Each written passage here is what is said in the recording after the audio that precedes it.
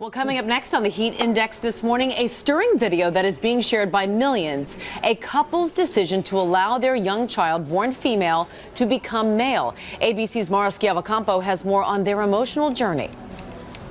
It's one child's story that has many people talking. Last week, California parents Jeff and Hillary Whittington posted a video to YouTube about their 6-year-old transgender child, Ryland. A 7-minute clip that now has more than 3 million views and counting. The video explains how Ryland, who was born a girl, began insisting she was actually a boy as soon as she could speak. This is my sister, Billy, and I'm her brother, Ryland. The Whittingtons say after consulting with professionals like gender therapist Darlene Tando, they soon realized this was more than just a tomboy phase. With phases, they just kind of come and go. But with gender identity, when a child is transgender, typically nothing fades in or out. The family says they made the controversial decision to change their child's identity, referring to Ryland only as he, cutting his hair and sending a letter to family and friends about the change.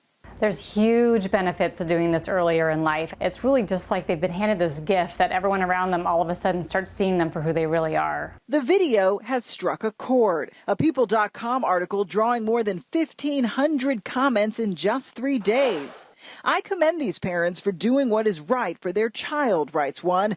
But one reader commenting, I would never do this to my child. Another adding, I find it disturbing. Last month, Ryland spoke about his transition at an event honoring the family. My name is Ryland Michael Whittington. I'm a transgender kid. I'm the happiest I've ever been in my whole life. Thank you to my parents. The video ends with Ryland's words, but for so many, the conversation is just beginning. For Good Morning America, Mara Schiavocampo, ABC News, New York. And joining us now is ABC Chief Health and Medical Editor Dr. Richard Besser. A lot of people have very strong feelings about this story. And the big question I think a lot of people are asking is, this child is just 6, and you hear him use the term transgender.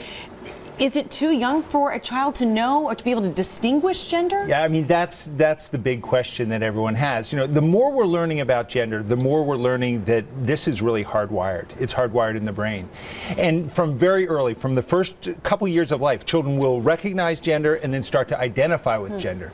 So here you had a child who, from the beginning, she felt that she was not aligned with her anatomic gender. Her parents brought in experts, and they felt that truly this was a child who was transgender, and that the earlier they transitioned her, the better in terms of her self-esteem and development. We heard in Mara's piece, and this is something that people also have been asking, how do you know the difference between saying you're a tomboy or you're a boy that likes to play with dolls? I mean, how do you know it's not a phase that you're just going through and it's going to pass? That's a big question. Being transgender is extremely rare, but going through phases of being a tomboy or being a boy who likes to play with dolls is so incredibly common.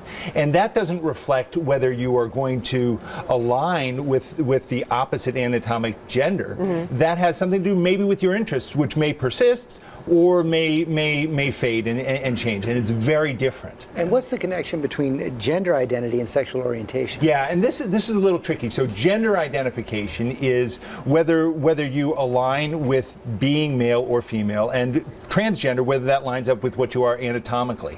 When it comes to whether you're gay, that's sexual orientation. So are you attracted to someone romantically and sexually who is of the same gender or not? And though you can be transgender straight, transgender bi, transgender gay. So no necessary connection. No necessary connection there. Yeah. Okay, but what can parents do? What should they know if they have questions about their own children? Yeah, I mean, this is really difficult for people to deal with. So, you know, the first thing your child needs from you is unconditional love, compassion. They need you there, not judging.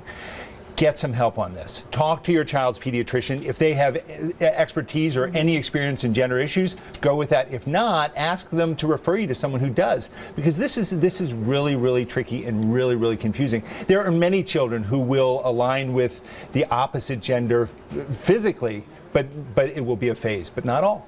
Okay. You got to talk about it. That's right. You got to talk about it. Thanks, Rich.